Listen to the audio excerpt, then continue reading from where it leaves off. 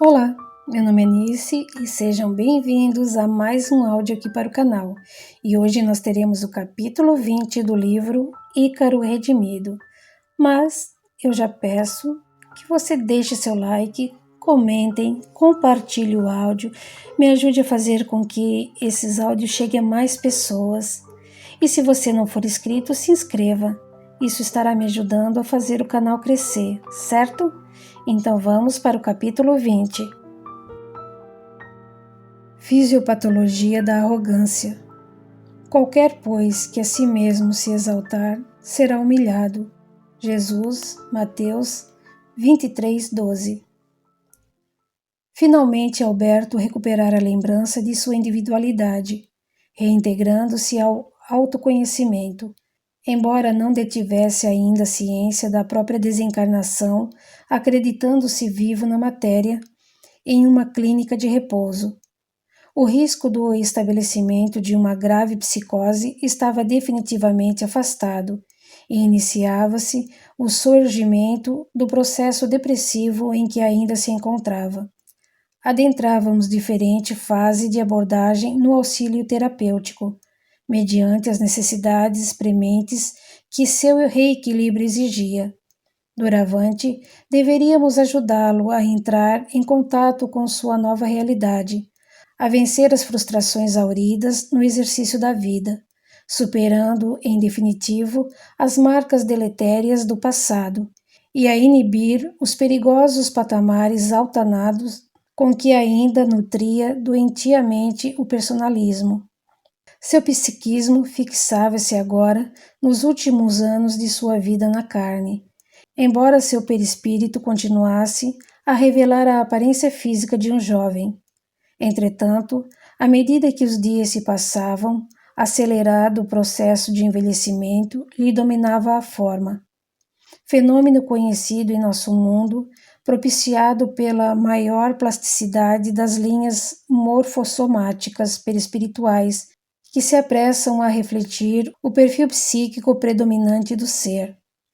O desvalimento ainda se imiscuía em seu caráter e a insegurança semeava incertezas em seu íntimo, conquanto o personalismo, doente de contida empáfia, o projetasse por instantes em limiar de perigosas arrogâncias.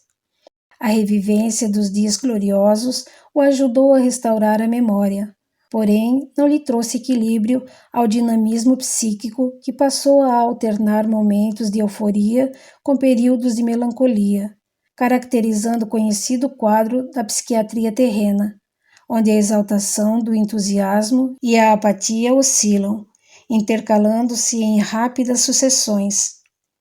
Em todos os instantes, porém, insidiosa timidez insistia em mascarar-lhe o caráter de aparente subserviência. Nos momentos de enlevo, apresentava-se como o inventor, gabando-se de seus grandes feitos, e se mostrava contrafeito ao perceber que as pessoas não o conheciam, por não saberem quem era Santos Dumont. Nos instantes de descontrição, revelando a contrafação da humildade, dizia-se esquecido do povo e que de nada adiantara ter feito o que fez. Mostrando decepção e denotando que mágoas importantes ainda enodoavam sua alma, comentava que depois que o presidente da República dispensou seus conselhos com respeito aos avanços da aeronáutica no país, sentiu que sua opinião não mais importava e a relevância que a nação dera ao seu nome havia terminado. Paris, apesar de ter erguido 2 monumentos em sua homenagem, também já não o reconhecia mais. Era agora um esquecido. Sua vida não tinha mais a menor importância e já não o ouviam. A carta que enviara ao embaixador brasileiro na Liga das Nações, sugerindo a interdição do avião como arma de guerra, fora completamente ignorada. Caçoavam dele quando dizia que não havia feito o avião para a guerra. O sobrinho desaparecera e nem mesmo os amigos o procuravam mais. Até o Antônio sumiu, exclamava. e a tudo isso reputava o fato de ter sido roubado da glória do primeiro voo, mais pesado do que o ar. Arriscara a vida inutilmente, lamentava, pois seu nome havia sido preterido pelos irmãos Urich. Isso não era justo, considerava, profundamente aborrecido e inconformado com suas desditas e com o mundo que parecia rejeitá-lo. Não havia mais lugar para ele na vida. Nos momentos de intensos espasmos depressivos, chamava-me em prantos, confessando que tinha desejos de matar-se, pois não valia mais a pena viver. Se não continuarmos nosso exercício terapêutico, em breve assistiremos ao estabelecimento de nova e profunda contração psíquica, semelhante à que o levou ao suicídio, seguida de precoce e completo envelhecimento, perturbando-lhe a saúde e a felicidade no plano espiritual, Adelaide. Explicava à estudante as doenças do psiquismo humano, como a depressão, apresentam-se no mundo espiritual com muito mais pungência, pois aqui as formas psíquicas desequilibradas não se encontram acomodadas ao abafamento que a carne lhes impõe, nem atenuadas pelo alívio que normalmente oculta ao espírito a realidade de sua indigência. Por isso, podemos identificar perfeitamente em Alberto a continuidade da mesma grave depressão que o motivou nos últimos anos de vida na carne, levando-o, inclusive, ao autoaniquilamento. As forças remanescentes da autocatálise ainda se reverberam em sua intimidade, minando-lhe a resistência psíquica, momentaneamente melhorada pela revivência das vanglórias de seu pretérito e pela reconquista da autoidentidade. Os valores do orgulho se misturaram então com a identificação das próprias penúrias? Isso mesmo, Adelaide. O restabelecimento da memória, embora salutar e necessário, trouxe também como consequência a conscientização da inópia íntima, assomando suas dores e aprofundando assim suas angústias. Uma chaga de fatuidade se mantém aberta em sua alma e ainda precisa de nosso auxílio. Ulceração alimentada por perigoso orgulho ferido e marcada intolerância às frustrações vividas, sentimentos que lhe mantêm a instabilidade das forças psíquicas. Temos que ajudá-lo a reencontrar o equilíbrio na moderação dessas energias e a cicatrizar as feridas do amor próprio que traz do passado, para que o bem-estar espiritual se incorpore em definitivo ao seu panorama mental.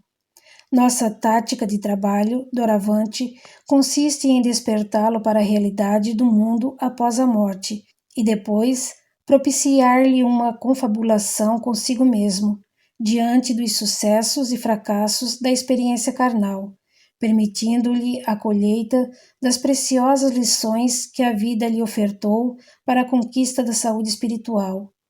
Se necessário, empreenderemos novos mergulhos em passado ainda mais remotos, procurando escrever as reais justificativas para as dores que a existência carnal lhe impôs e as verdadeiras motivações das tarefas que cumprira na Terra.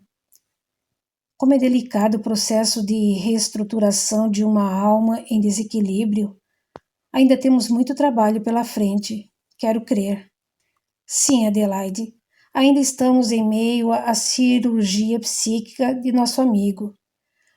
Cortamos-lhes os tecidos da alma e vemos agora a necessidade de aprofundar ainda mais as incisões, a fim de fazer drenar os ofensivos fleimões que lhe injuriam a alma, amontoados em regiões mais recônditas. Depois nos competirá ainda costurar as malhas abertas e ajudá-lo na cicatrização das feridas emocionais. Eis delineado nosso roteiro de serviço. Mas não se desalente, não fazemos mais do que nossa obrigação. Se hoje possuímos o psiquismo aparentemente em paz e desfrutamos certo equilíbrio interno, devemos isso ao esforço ingente de amigos espirituais que trabalham constantemente em nosso benefício, sem que atentemos para o fato. Por isso, empenhamo-nos com afinco no socorro a Alberto, ou a quantos vierem necessitar de nossa modesta ajuda. É apenas pagar à vida o que lhe devemos. E ainda, como você sabe, todos estamos propícios a cair em perturbações quais as que motivaram a infelicidade de nosso companheiro, e poderemos necessitar, por nossa vez, de iguais cuidados no futuro. Vimos que ele se empenhou em tarefas bastante arrojadas quando na carne, e alimentou uma depressão de sérias consequências ao longo de extenso período de vida. Depois de viver tamanhas glórias, podemos compreender, nesse caso, que tal enfermidade e os desgastes dos constantes riscos a que se expunha na vida são os responsáveis pelos seus sofrimentos atuais? E assim não seria de se admitir que foi a depressão que o levou ao suicídio? Convém estudarmos com mais detalhes a delicada questão, Adelaide.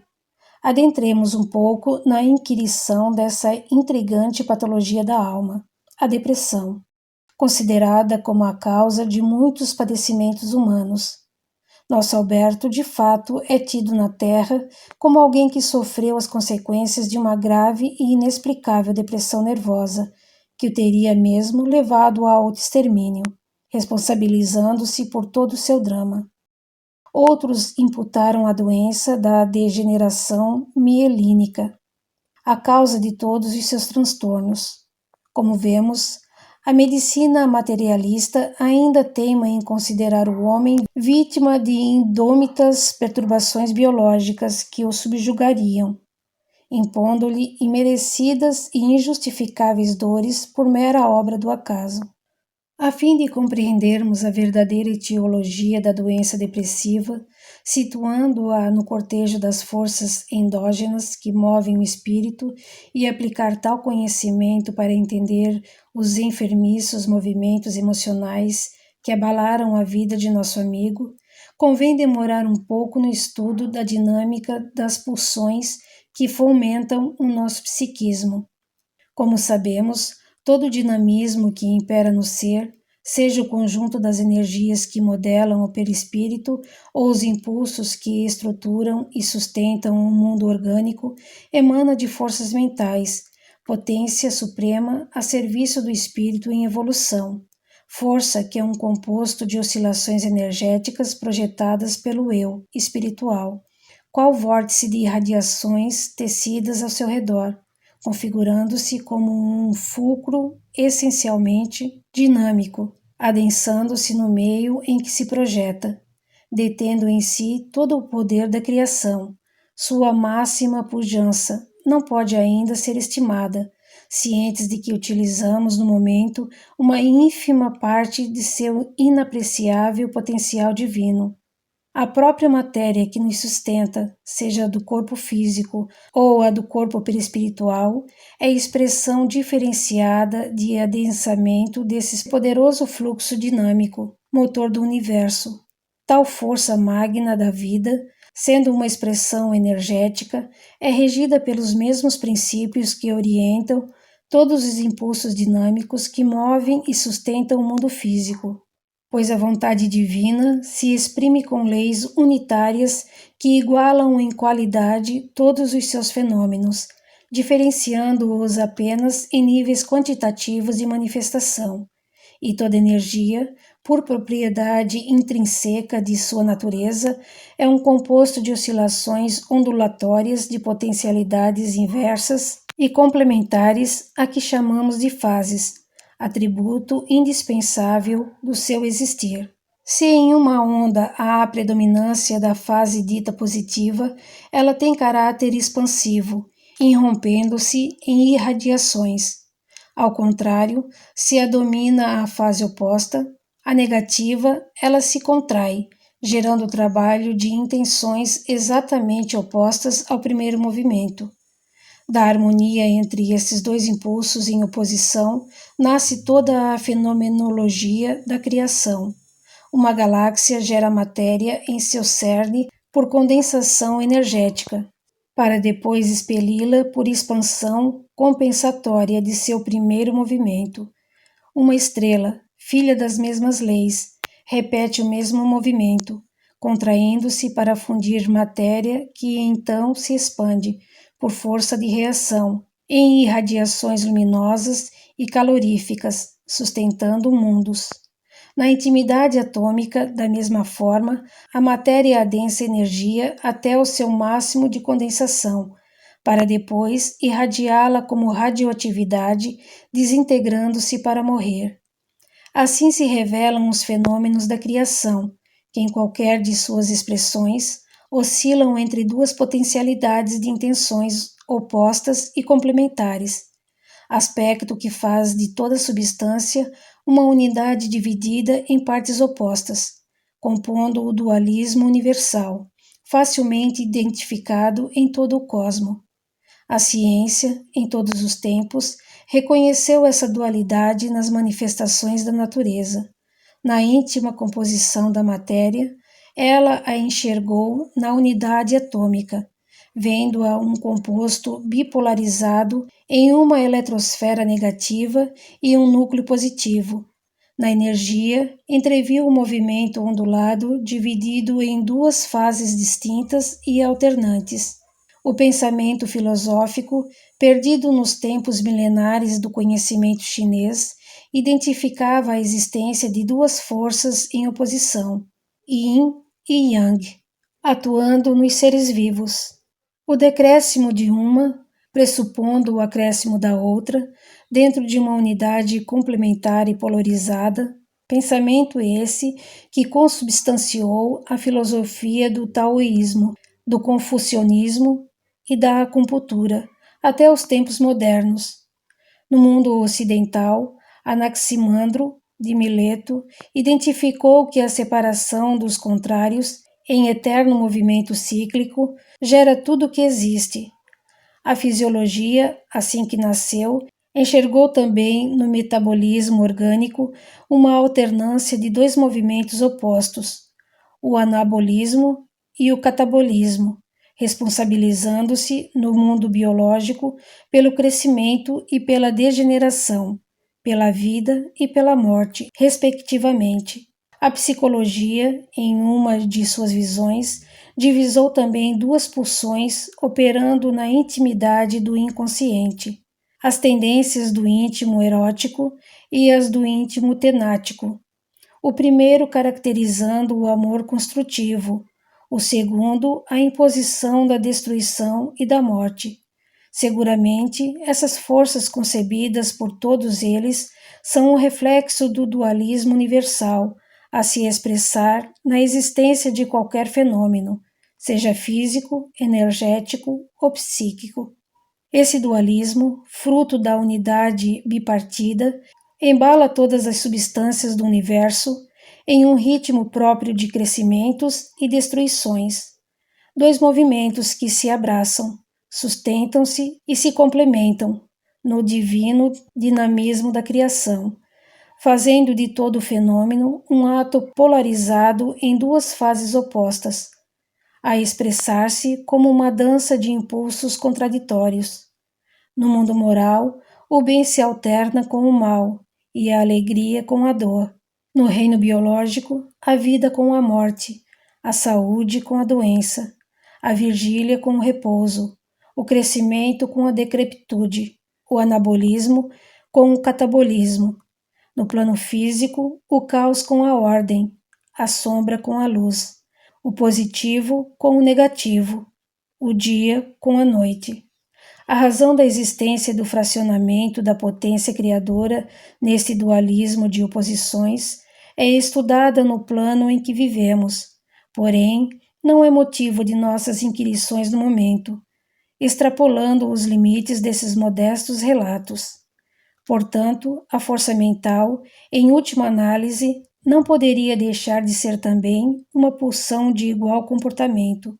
Ela se contrai e se expande em obediência à sua própria essência, impondo seus ritmos a todas as manifestações que se lhe subjugam, ou seja, ao corpo psicossomático e ao corpo físico. Por isso, estes são também unidades pulsáteis, constituídas de fluxos alternantes de expansão e contração, de crescimento e degeneração. Dilatando ou contraindo-se, o ser vivo repete, assim, os mesmos movimentos que embalam todo o universo. O bailado cósmico, caracterizado na mitologia hindu pela dança de Shiva. Na matéria orgânica, assistimos a esses dois movimentos determinando ritmos periódicos e alternantes de construção e destruição. A biomassa nasce, desenvolve-se, para depois degenerar e morrer, formando e quebrando-se em seu constante e desassossegado metabolismo, feito de fases anabólicas e catabólicas.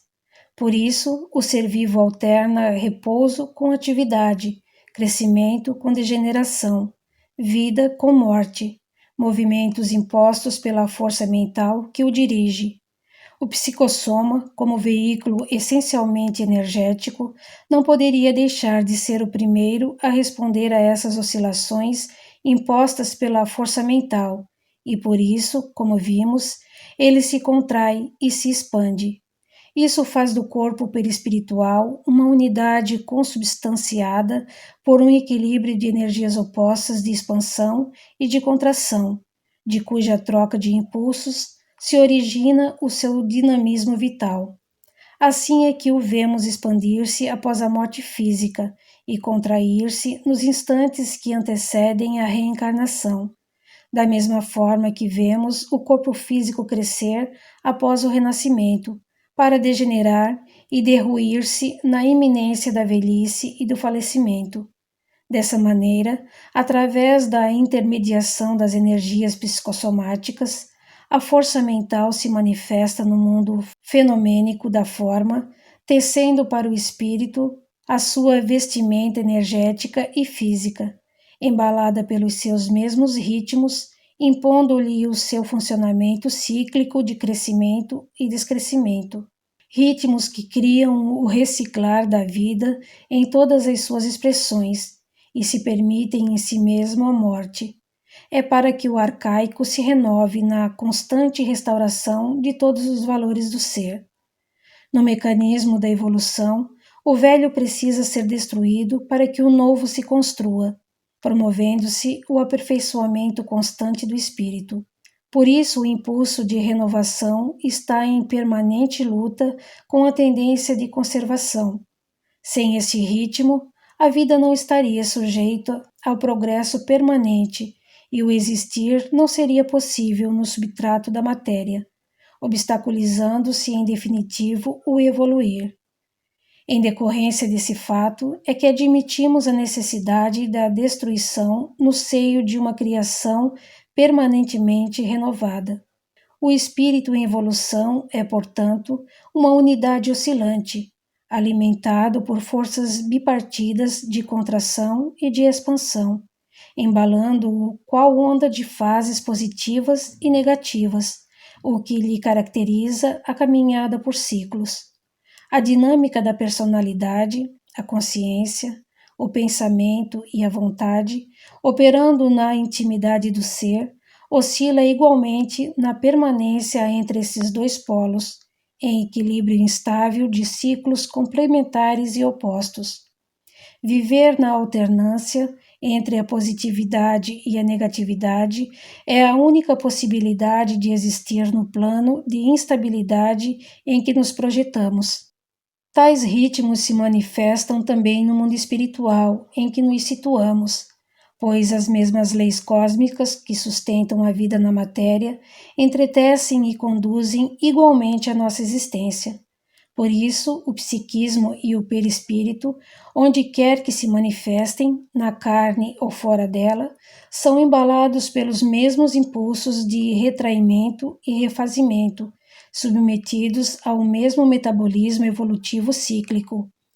Para melhor compreender essa dinâmica do espírito e sua reverberação no psiquismo e seus veículos, compararemos o seu movimento ao de um pêndulo, que se agita em oscilações constantes entre dois extremos. Em um polo, que chamaremos positivo, domina o crescimento do ser, arregimentando valores, em atividade de acréscimos e expansão rumo à divindade. No outro, o negativo, prepondera a quietude, o repouso, recolhendo-se o eu para o seu interior, permitindo-se assim a elaboração e o amadurecimento das conquistas amealhadas. Na aventura de construção de si mesma, a consciência dilata-se para assenhorear bens, para depois se contrair e amadurecê-los na aparente quietude, em desassossegado e recorrente frêmito de mutações. Eis a intimidade do funcionamento cíclico do espírito, na carreira rumo à perfeição. Assim segue a vida em ondas de ascensões e descidas periódicas, mas com ganhos constantes na aquisição do progresso, pois as retrações recorrentes nunca são suficientes para fazer deteriorar e perder os valores solidamente arregimentados pelo ser. Fases dinâmicas que se alternam no exercício da vida, como norma do existir nas dimensões atuais em que nos encontramos. Admitimos, na atualidade e no plano em que nos manifestamos, que a sujeição e esses ciclos é provisória e um dia findar-se-á, quando nos libertarmos das sucessões de nascimentos e mortes, abandonando definitivamente a existência na matéria, ao adquirir a condição de espírito puro, patamar que, se vislumbramos como uma realidade, ainda é motivo de conjecturas e suposições por se achar bastante distanciado de nossa condição atual de discernimento. Viver entre esses impulsos antagônicos faz parte do processo natural da vida, e respeitar os seus limites é manter-se na saúde e equilíbrio máximo que nos é permitido amealhar. Contudo, no exercício do livre-arbítrio, dado ao ser que atingiu a maioridade, pode o mesmo ultrapassar, em certos patamares, as zonas de normalidade, estendendo pretensões expansivas para além de suas naturais barreiras, antecipando a glória a que faz jus. O espírito em evolução anseia viver permanentemente na máxima expressão de seus atributos natos, sem aguardar que o paulatino crescimento e a meritória aquisição de conquistas o projetem na plenitude da potência para a qual foi criado. A busca da felicidade, maior estímulo que justifica o existir e herança genuína do Criador, leva-o também a pretender, a todo custo, a plenipotência de suas faculdades, como se ultrapassar as contingências naturais do crescimento fosse a única possibilidade para o máximo prazer do eu. Por isso, exceder todas as medidas que nos cerceiam, construir a motivação básica da rebeldia que caracteriza o espírito nos baixos níveis evolutivos da consciência. Exercer o egoísmo inadequadamente, enaltecer o próprio eu, sem barreiras, projetando-se como o maior dos seres da criação, vangloriar-se e ser idolatrado como a máxima realização da divindade, para depois competir com o próprio Criador, submeter os semelhantes aos seus próprios interesses e fazer da existência motivação única para a sua felicidade. Eis a doentia utopia, que move o espírito rebelde nos patamares involutivos da vida. O egoístico sonho de toda criatura ainda distanciada da realidade da lei divina. Doença básica, identificada na raiz de todas as dores e dramas humanos em todos os tempos do passado e do presente. Eis porque impor limites ao egoísmo e estabelecer o amor ao semelhante são os pilares sagrados do ensinamento evangélico. Em nosso plano do estudo, tal inadequada expansão da força mental é denominada hiperegotismo, ou seja, o exagerado crescimento do ego. No exercício do hiperegotismo, o ser utiliza atitudes e empreende hábitos que em seu conjunto são chamados hiperpsíquia, caracterizada por grande determinação, exagerada autoconfiança, exaltada busca de prazeres e desmedida presunção, expressando-se a arrogância em toda sua pujança. Como se pode entrever, O hiperegotismo é doença que nos acompanha há tempos na jornada da vida, tendo se incorporado como um hábito em nossa personalidade, reflexo herdado da vida animal que nos entreteve por longo período. O exercício pleno do egoísmo ainda nos abasta o eu de falazes alegrias. Superar os demais em todos os aspectos, ser maior por simples deleite da vaidade, é sabor intensamente almejado por todos os anseios humanos em todos os tempos, mesmo que para isso seja preciso roubar a alegria alheia e semear infortúnios, pois liquidar aqueles que nos obstaculizam a cobiça sempre justificou os mais bárbaros atos. Por isso, a motivação excitante de todas as maldades empreendidas pelo espírito na jornada dos séculos sempre se baseou nos arroubos do egoísmo e do orgulho. Ao examinar a grave questão e trazendo à baila toda a história da humanidade, vemos que a hiperpsiquia esteve sempre impulsionando todas as aventuras e desventuras humanas, abonando todos os seus ímpetos destrutivos com o único propósito de elevar seus protagonistas a patamares inadequados e enfermiços de megalomanias. Não fosse os naturais óbices que a sabedoria divina nos impõe, não haveria fronteiras para a arrogância do espírito involuído. Arrogância que continua sendo a motivação básica de nossos interesses doentios, onde quer que nos expressemos, na carne ou fora dela, alimentando-nos o psiquismo hiperagótico com o permanente desejo de projetar-nos acima dos demais. Sentimento que sustenta a competitividade, chaga da sociedade, que, qual erva daninha, corrói os valores da bondade, semeando todos os males possíveis. Tal impulso serviu ao ser numa época em que ele, ainda inconsciente, necessitava da luta feroz, chamada seleção natural, para despertar sua razão. Porém, passou a ser contraproducente e indutora de sofrimentos quando ele cresceu, tornando-se consciente de suas responsabilidades perante os irmãos de jornada. A necessidade de sobrepor a própria personalidade acima dos demais ainda supera a fraternidade genuína, ilustra o brilho pessoal da vaidade, justifica erroneamente todos os males dos sentimentos.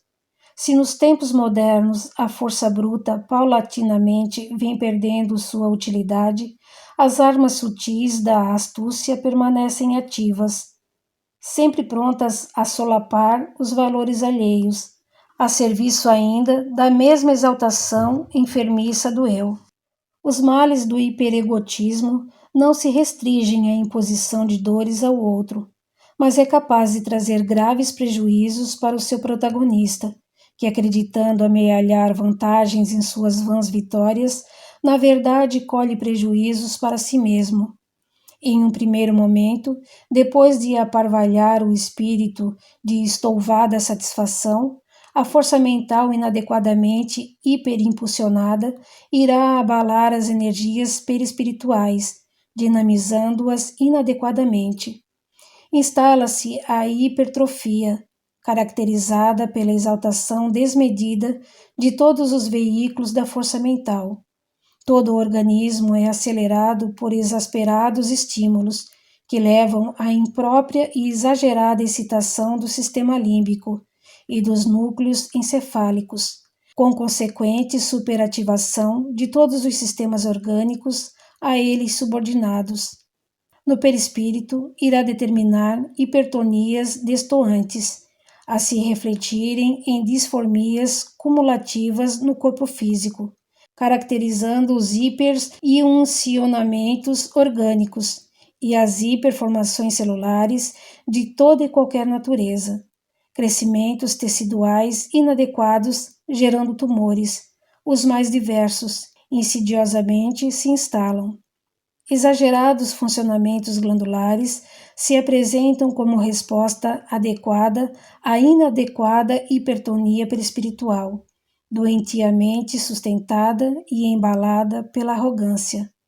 As patologias hipertróficas, catalogadas pela medicina terrena, são realidade inquestionável do corpo físico, refletindo a natureza hipertônica das forças espirituais, doentes de soberbia. Embora a ciência da Terra busque justificá-las em aleatórias adulterações genéticas, não há outra etiologia para o desequilíbrio da carne, mero espelho onde se reflete a alma humana, senão as forças desequilibradas do próprio espírito.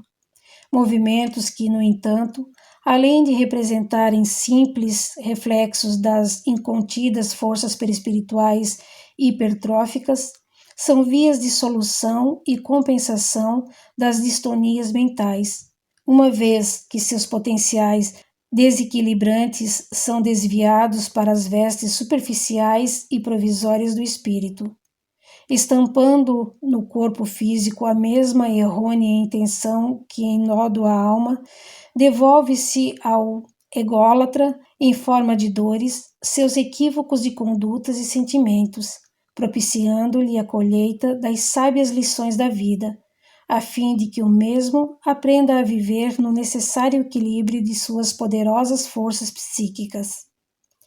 Uma vez, contudo, atingida sua máxima capacidade hipertrófica, as forças espirituais dilatadas iniciarão a inevitável retração compensatória, dilatando-se o pêndulo psíquico para um de seus lados. O movimento compensador e de direção oposta surge como necessidade, imposta pela lei do equilíbrio, que pede a toda a ação uma reação de igual intensidade e sentido oposto. O hiperegotismo se compensará com um movimento oposto, ou seja, a inevitável e acentuada contração da força mental. A retração psíquica será também exacerbada, carreando consigo todas as energias perispirituais e físicas, situando-as nas antípodas das intenções inicialmente pretendidas pelo ser, posicionando-o no hipoegotismo. A personalidade se embalará de completa depressão de suas potencialidades. O sabor das errôneas vitórias se torna pesar, configurando o que denominamos hipopsiquia, e na Terra se identifica como os distúrbios depressivos. Todo o organismo se veste de doentio hipodinamismo, respondendo o mundo celular com a hipotrofia e a degeneração de toda sua potencialidade. O funcionamento orgânico torna-se deficiente e a perda de massa celular é resposta condizente com o mesmo padrão hipotônico das forças perispirituais. A arrogância perde sua expressão e o ególatra, de sua exaltada posição de valia, precipita-se, embora não o desejasse, na deterioração dos bens roubados da vida, configurando-se a derrocada da autoestima. O orgulho se humilha na menosvalia e a alegria foge da alma. As angústias que habitam os recessos profundos do involuído despertam, convocadas para sua educação, corroendo todos os seus valores errôneos. O desânimo graça terreno, o crescimento desmedido, por ação reativa, é forjado ao recolhimento e à contração. Embalado aquém de seus limites naturais, o ser termina por avaliar todos os patrimônios indevidamente amealhados.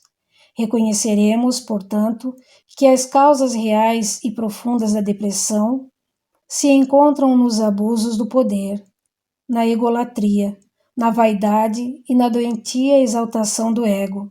Partindo da arrogância e seus exaltados movimentos, compreenderemos facilmente a fisiopatologia em vigência na depressão. A depressão de todos os recursos orgânicos e psíquicos que caracterizam essa patologia é consequência natural dos abusos do amor próprio na aventura da vida. O desvalimento é a colheita obrigatória dos excessos empreendidos, vicejando a menos-valia onde existiu a supervalia, movimento de igual intensidade e sentido contrário da altissonante expansão anterior. E toda a maldade que o ser empreendeu para manter o enfermiço patamar de arrogância o levará em igual potencialidade para o polo oposto de suas intenções, forçando a colheita das dores semeadas e a aparente perda dos valores angariados no jogo da vida. A alegria feita de penúrias alheias se tornará tristeza, caracterizando a depressão em suas múltiplas manifestações na espécie humana.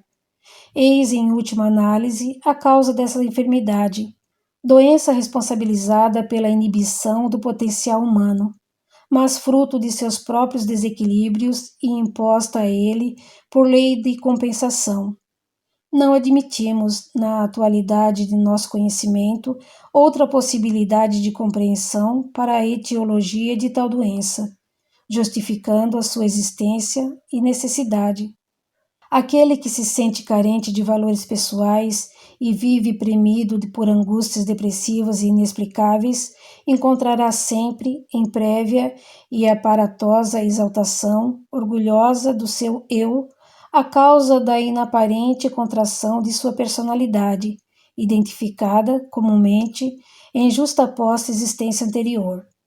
Compreendemos assim que o egoísmo e o orgulho são, de fato, as verdadeiras chagas do espírito e os fatores etiológicos da depressão e do suicídio. Não digamos, portanto, que a depressão acomete o homem como se ele fosse mera vítima de suas angustiosas e inexplicáveis patologias.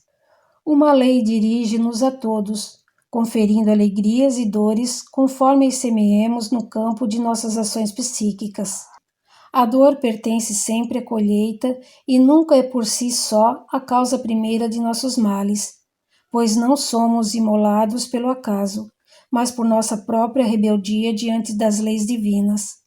Aquele que já nasce com a personalidade carente de valores pessoais, necessários à vida, semeou ações e intenções opostas, determinantes de tal condição em existência anterior.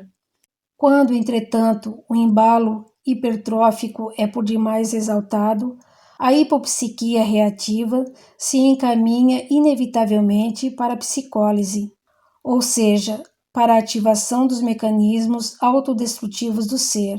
A exaltada força vital se converterá em impulso antivital. O potencial divinizante da vida será negado, embora o ser não o queira. O desejo de morte, de modo intrigante, instala-se no espírito, de forma consciente ou não. De outra maneira, não se poderia explicar a existência de tão antagônico sentimento, passível de se estabelecer em um ser que foi criado sobretudo para a vida. Em desmedida contra-reação, as forças mentais mal conduzidas irão se impor contra o seu próprio protagonista. E no plano espiritual, quando é sobremaneira intenso o primeiro movimento que motivou a hiperpsiquia, o desvalimento da personalidade caminhará para a catatonia, a catalepsia e a apsiquia, ou seja, a completa inibição do metabolismo da consciência, caracterizando no desencarnado a morte ovoidal. Fim da malfadada aventura da arrogância humana.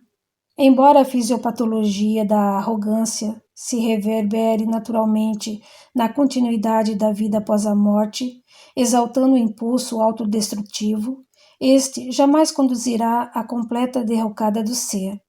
A substância da vida, patrimônio do Criador, não pode ser anulada pela criatura.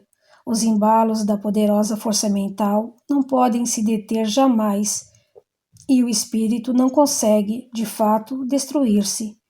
Ele se erguerá, mais dia ou menos dia, para prosseguir na aventura do viver, reconduzindo-se ao soerguimento de si mesmo, no refazimento evolutivo e na busca de novos equilíbrios que lhe facultem alegrias genuínas. Admitimos apenas, como fato teórico, a possibilidade de sua completa anulação, com o retorno da substância que o compõe ao seio divino, pois a dor, recurso de salvação da lei, será sempre exaltada diante da intenção autocatalítica, impedindo a sua completa realização. Depois que vimos a fisiopatologia da autodestruição, podemos compreender agora que a depressão, a psicólise e a ovoidização são fenômenos desencadeados pelo próprio ser e se baseiam no dinamismo mórbido da arrogância, a supervalorização doentia do eu, que deseja ser mais do que é, ir além de seus limites, crescer e projetar-se acima de outros, terminando no oposto de suas errôneas intenções. Toda a felicidade roubada do bem-estar alheio, que deprime e menoscaba o próximo, a quem deveríamos aprender a exaltar, é-nos devolvida na mesma medida da desvalorização imposta, sendo a motivação maior para nossa própria desdita, causa primária dos transtornos depressivos. Não há outra etiologia possível na equilibrada lei divina para dores que de outra forma não se justificariam. Mesmo as diversas circunstâncias que forjam o abatimento na alma humana, como as grandes decepções, as perdas afetivas e os insucessos variados, sempre possíveis no jogo da vida, se são capazes de conduzirem-na à grave contração depressiva, estão subordinadas às mesmas leis que ofertam destinos em conformidade com as semeaduras e dores, segundo a necessidade de correção dos abusos. O que atesta que as causas da depressão estão nos desacordos com a lei e é o fato de que o deprimido, sem uma aparente causa que o justifique, sente repentinamente como se todas as forças do universo estivessem contrárias a ele, sem entender que, na verdade, ele é que se antepôs a elas num primeiro momento. Depois de semear arrogâncias, as florações da depressão vicejam nos terrenos da alma como ervas daninhas, impondo a obrigatória colheita das mesmas humilhações espargidas nos campos da vida. Eis porque o egoísmo definha e o orgulho retrai na contração reativa das energias que sustentam o ser.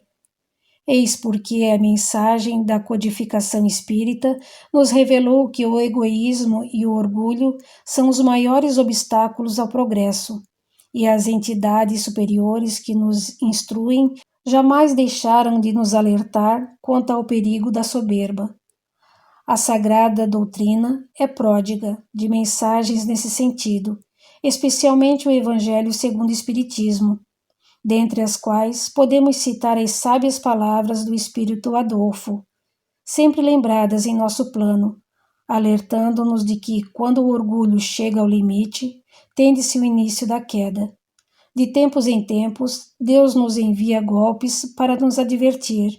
Contudo, se ao invés de nos humilharmos, revoltarmos-nos, então, uma vez cheia a medida, ele nos abate completamente, e tanto maior é nossa queda, quanto mais alto tenhamos subido. Várias consequências da arrogância podem ser reconhecidas na psicopatologia humana. A perda da autoestima advém sempre como reação da excessiva valorização de si mesmo, a insegurança e a timidez de doentia autoconfiança. A carência é fruto da ambição desmedida, o pesar da alegria roubada de ontem. Toda angústia é a reverberação de um sentimento de maldade.